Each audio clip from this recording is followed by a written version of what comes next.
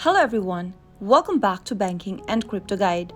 Today I'm going to be guiding you through how to clear cache on Bitcoin.com wallet application. Watch the video till the end and don't forget to subscribe to our channel if you've not yet. Press the notification bell so that you'll never miss another upcoming upload from us. Start off by tapping open Bitcoin.com wallet app on your mobile device or any other device that you are using. Make sure that you are logged into your wallet as well. From the main homepage of Bitcoin.com, tap the gear icon or the settings button at the bottom right hand corner. This will open up the settings page. Now tap on App Preferences. Tap Clear Cache from the list. Tap on OK in the pop-up in order to clear out the cache data from your Bitcoin.com wallet.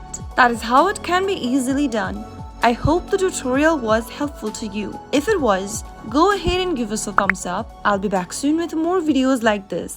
Thank you for watching.